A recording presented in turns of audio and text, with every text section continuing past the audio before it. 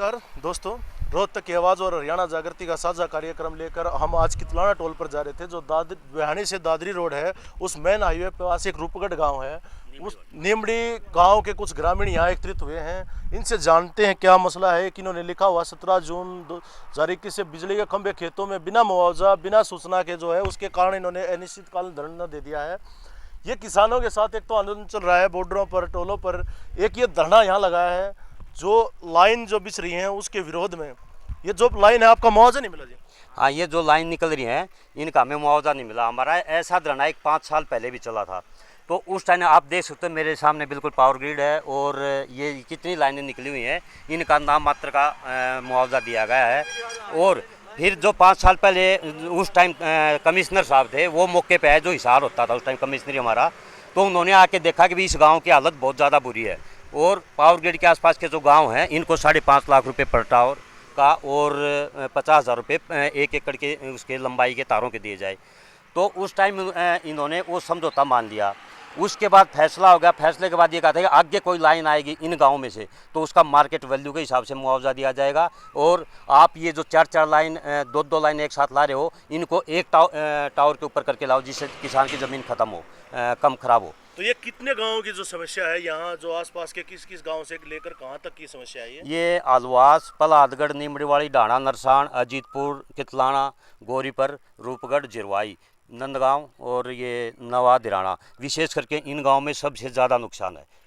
तो ये लाइनें कहाँ जा रही हैं? यहाँ से ऐसे कितनी लाइनें? ये लाइनें यहाँ से मेरठ को भी जा रही है, जयपुर भी जा रही हैं और भिवानी ज़िले के भी ईश्वरवाड़, बहल और ये लुवारू की तरफ, दादरी की तरफ भी काफ़ी लाइनें यहाँ निकल रही हैं। उत्तरी भारत का ये सबसे बड़ा पावर ग्रिड है ये नीमड़ीवाड़ी गांव में, और इसी के कारण यहाँ पे एक बहुत बड़ा लाइनों का जाल बिछ रहा है। और किसान के पास आजकल 1-2 एकड़ ही ज़मीन बची है, उसी में टावर आ जाते हैं। उसके बाद ये अखबार में कटवा देते हैं कि आप इनके नीचे मकान नहीं बना सकते, फसल नहीं बो सकते, आप नाम मात्र फसल बो सकते हो। किसी 1-2 किसानों के साथ फसल बोते हुए कोई हादसा हो गया तो उल्टा किसान के ऊपर इन्होंने कलेम घेर दिया। ये ढाणा नरसान के किसान थे, वो बेचारा अपंग भी था, एक उसके 2 एकड़ ज़मीन है, उसमें ऊपर से टावर और लाइन गए हुए थे और उल्टा उसी के ऊपर एसडीए साहब ने धमका के उसके ऊपर वो केस लगा दिया था।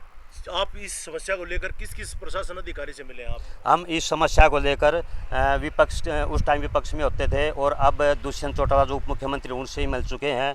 हम सीएम को भी हमारा मांग पत्र दे चुके हैं, हम सांसद धर्मवीर को भी मिल चुके हैं, हमने किरण चौधरी को जो विपक्ष में है उनको भी अपना मांग पत्र दे चुके हैं, और यहाँ जो डीसी साहब हैं उनको बार बार हम वो कर चुके हैं और मौका भी दिखा चुके हैं। उसके बाद भी वो हमें टाइम दे देते हैं और दोबारा पुलिस प्रशासन भेज के और काम शुरू करवा देते हैं। आपकी क्या मांग है? मुख्य मांग बताएं। हमारी मांग यही है कि हमारे या तो ये जो लाइनें आ रही हैं इनको बंद किया जाए, या यदि ये लाइनें आ रही हैं तो हमारे इस एरिया की ज़मीन को एक्वायर करके और हमें कहीं मुआवजा दे दिया जाए। सरकार ये किसान इस गांव को छोड़ के कहीं और दूसरी जगह अपनी ज़मीन ले लेके रहने, अपनी खेती बाड़ी करके गुजारा कर सके। जो अभी फिलहाल आपने कोई ऐसी मांग प्रशासन के सामने रखी हो, प्रशासन ने आपकी मान ली हो?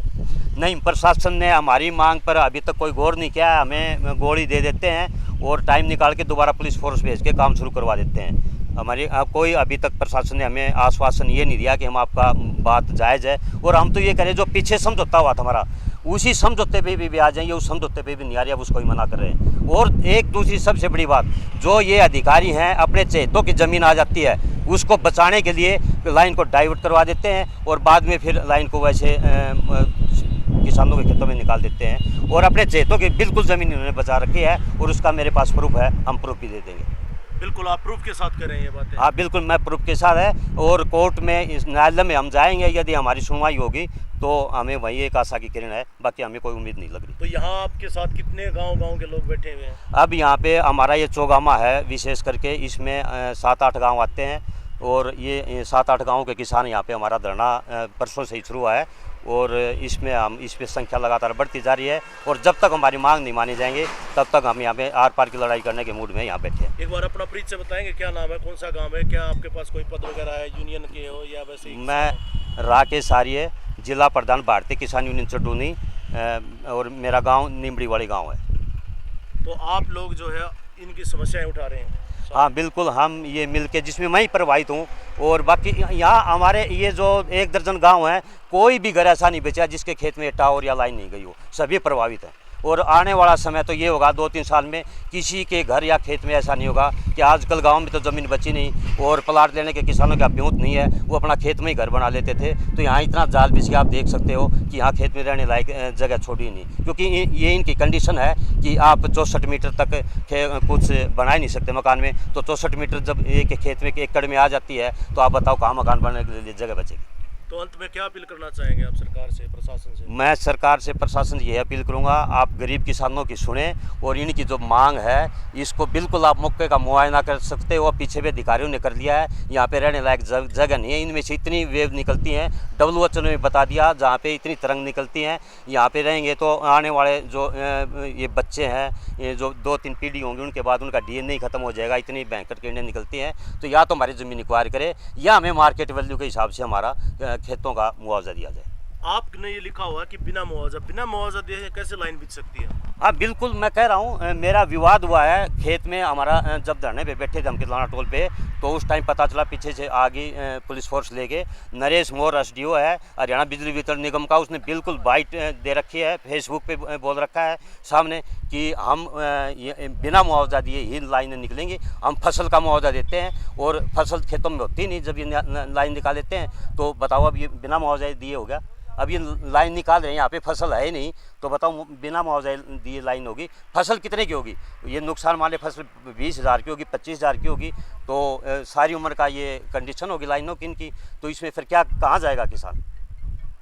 तो ये बिल्कुल मैं प्रूफ के साथ है, उन्होंने कहा है कि हम बिना मुआवजा दिए लाइन ले जाएंगे। जो उन्होंने वो बताया जो कानून के अंदर प्रावधान है, प्रावधान तो 2006 में इलेक्ट्रिक एक्ट में कुछ चेंजिंग की थी, उसमें ये कहा था कि जो DC होगा जिले का, उसके पास पावर है, वो मौके पे देख के जो हालात है किसानों की उसके अनुसार मुआवजा तय करेगा। तो हमारे DC साहब उस कानून पे काम ही नहीं करे।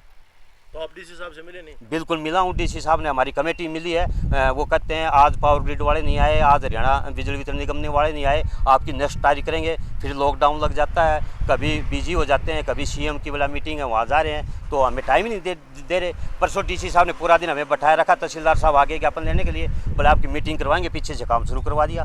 अब ये किसानों के साथ हालात हो रहे हैं, बताओ किसान कहाँ जाएगा?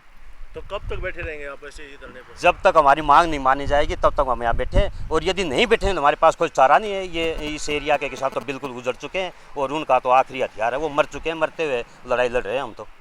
देखिए, किसानों का कहना है कि हम तो मर चुके हैं, मरते दम तक ये लड़ाई हम जारी रखेंगे। किसानों का जो आंदोलन लंबे समय से संघर्षरत हैं, 3 कृषि बिलों को लेकर जो है किसान पहले से ही टोलों पर, बॉर्डरों पर बैठे हुए हैं। लेकिन एक ये नया धारणा जो है बिजली के खंभे जैसे हाई ग्रिड के जो पावर है, उसकी लाइनें जो जा रही हैं खेतों में, उसके खिलाफ लोगों ने जो ये आंदोलन दिया हुआ है।